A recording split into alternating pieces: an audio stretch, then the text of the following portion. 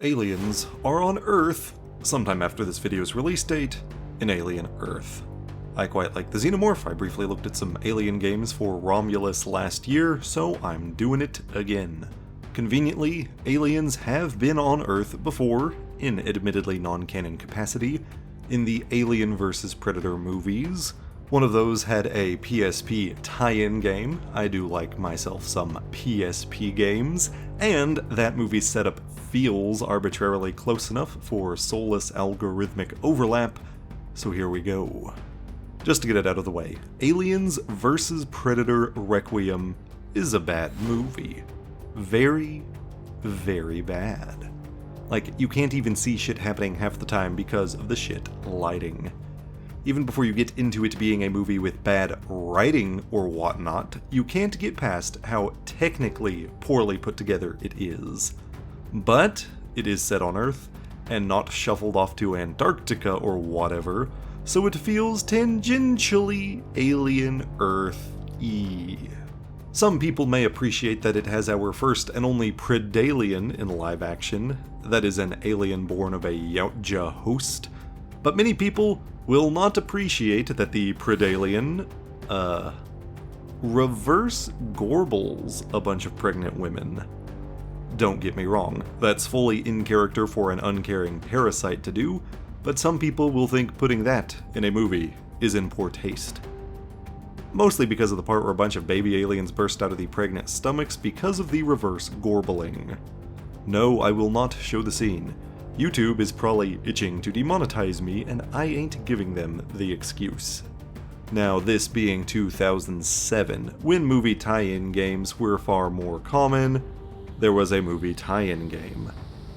Weirdly, it was exclusive to the PSP.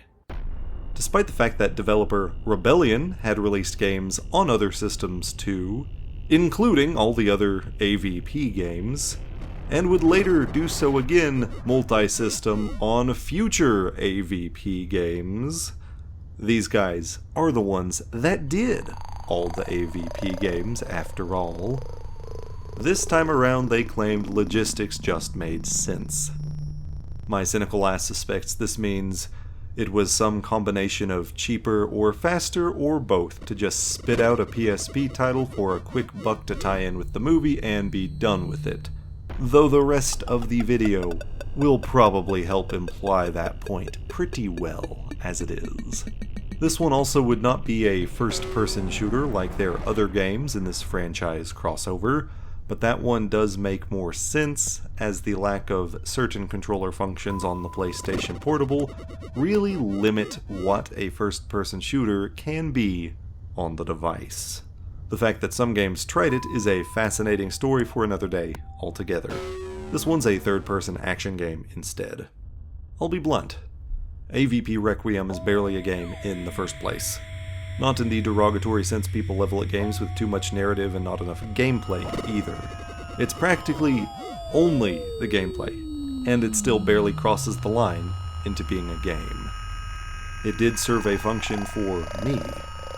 You see, my anxiety on airplanes has been skyrocketing for the last couple of years. Shit, that pun was not intended when I typed it out. And I needed both something to distract me from my subconscious, determined that my death was impending in that metal tube miles above the Earth, but also not something too complex that I wouldn't be able to absorb it and would just get sucked back into those horrible, horrible, irrational fears. Also, on one of those flights, I was sick as a dog. Not my dog, she's quite healthy. Here she is forgetting how Ultrix work, trying to get hold of the tasty monthly medicine I was trying to give her. The donut collar was just because she kept messing with a spot on her leg that we had to let heal. But rather, sick as a sick dog that just had to sit in an airport for hours of delays, feeling sicker and sicker as the minutes ticked along. So if you suffer through exactly those conditions, I can assure you, this game will be barely sufficient in the moment. In this game, you play as more or less a predator janitor, having to go around cleaning up the mess of aliens and stray predator tech that accidentally got scattered around per the events of the first AVP movie leading to the second AVP movie. I'm assuming these are generally the same locales as the second movie, though since I can see these, and I couldn't see those because of the movie's shit lighting, jury's still out on this one. And credit is due, this one gets the Predator stuff right in an interesting way. The Pred is the best looking part of the game, and you get a good selection of Yautja weapons and tech straight out of the movies. For example, you can turn invisible while you have the battery for it, and it shorts out in water. You also have multiple different vision modes, though this feature will be far underutilized in only the most rudimentary ways. Beyond that though, my praises will have to end. Most of the game is just really basic combat. You mostly run in and melee Xenomorphs. You just punch them. You can do harder attacks to ground them, and then you still have to keep whacking them. This game really disrespects the perfect organism, because they have all of the intelligence of run at the predator and get predated on. And that's it. Acid blood means nothing. You can just shower in the stuff here. Let it run down your chin. There are some ranged options too, but for these to work, you have to go into the limited first-person aiming mode, and these have such a delay that half the time, enemies have already run into your range, negating the chance to use the ranged weapons. Combat is simpler than the LEGO games, and I don't say that to be reductive. I love the LEGO titles, and the fact that these are the main content of mine that YouTube likes to promote for whatever reason. But those games typically have simple combat for any age to understand, and they still manage more engaging combat than this game. Star Wars has all of its deflection options and different jump attacks. Indy has disarms, weapon pickups, and limited ammunition. Batman 3 has inflation. Does AVP Requiem have inflation? Hell no. It does sometimes have human enemies, which is, ironically, the only time it gets anything closer to a challenge. Soldiers are obnoxious to fight thanks to their ranged weaponry, encouraging you to use those very limited stealth mechanics and your own finicky ranged weapons. The ultimate parasitic life form ready to swarm across a planet, exploiting every piece of biomass it can impregnate? Nothing. A bunch of poor kids the US has exploited into sloppily going around the world to murder people for arbitrary and often corporate interest reasons? Now that's the ultimate danger.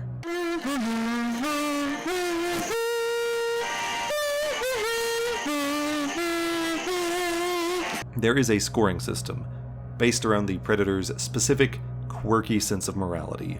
Kill hostiles for points. Scan them first for bonus points. No glory for killing non-hostiles, you lose points. Healing, which can be done only from the map for some reason, also has you lose a few points, but that does seem plausibly in line with Pred sensibility. The best warriors don't have to get hit, and if scoring actually mattered in a better game, this would be a way to encourage skillful play. It sucks, and it doesn't matter, as score really just seems to unlock the new weapons, and you'll get there either way as you play the game. Obnoxiously, or at least it would be if score mattered, you lose points for Xenomorphs killing civilians, which both seems a little too superhero for a Yautja, especially since this is a cover-up mission and you'd think fewer witnesses would be preferable. Most often, it was a coin toss whether I'd even know where the civvies were before the aliens got to them, and then another coin toss whether I'd be able to intercept them. Like, thanks to bad pathfinding, it was very easy for the Predator to corner this cheerleader in the high school's pool. I do not like that phrasing, in hindsight.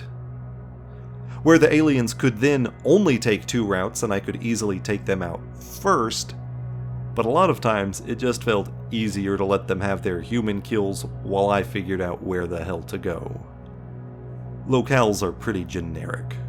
Woods, sewers, residential areas, but they are at least accessible in whatever order you decide to take the three paths leading up to the finale in the hospital, where the Xenomorph nest is located. The residential areas, last on the list in the order I followed for the simplest organization, were at least the most visually memorable, I suppose, and everything was in small enough segments to be portable friendly while still being large enough to not feel artificially constrained. If you were playing this on the PSP, it would be an easy one to play on the road on the way over to Aldi or something. Assuming you are not driving, please do not play AVP Requiem while driving. It's a disservice to yourself and others. Other than combat, tasks in the game are pretty basic. The only thing resembling collectibles are dissolving bits of Yautja tech or dead facehuggers so humans don't find them, and other tasks sometimes have you place explosives or sabotage equipment. There was a bit avoiding a tank by darting invisibly between storefronts on a main street, which was mildly intuitive, if unremarkable, and seeing these cosmic threats duking it out in a retro diner or a movie theater, but they're physically in the theater, not on the screen. Details like that were just surreal. Performance was mostly fine throughout, but really started chugging in the final area with the Xenomorph hive and its complex organic resin-covered walls. Now, of course, recording gameplay requires emulation for this setup, so I can't guarantee it wouldn't run smoother on the real device, but since the rest of the game didn't struggle this hard, I feel like this part will suffer with a physical PSP in hand too. Most obnoxiously, the game froze on defeating the final boss, an ever so exciting military helicopter requiring you to use those slow-ranged weapons. But all I missed out on is a very janky, very silly final cutscene, so I didn't bother replaying all of the slow process of setting far too many explosives through the hospital's bad lagging. I'll link someone else's video for use here. Go give whoever that is a watch as our thanks. Look, I don't really know that I had expectations going into this thing, so emerging out the other side without much of an impact, it's not surprising. This game is barely a game. It's like when a TV show mocks up a fake video game for its characters to play, and you can tell it's not a real game because they didn't have budget to make a real-looking game. Except this one is a real game. This game is boring bad. Not fun bad, not memorable bad, just boring bad. This game has likely already left my brain by the time I've uploaded this video. But you know what never exits my brain? The incredible support from my patrons! Very special thanks, as always, to my patrons. The last video I put out was unfortunately struggling through some technical difficulties, so I apologize that I was not able to get these credits on there. However, some exciting news for today because we do have a couple of new supporters. First off, special thanks to CC2600_clone. I appreciate you joining on. As well as Smoggy.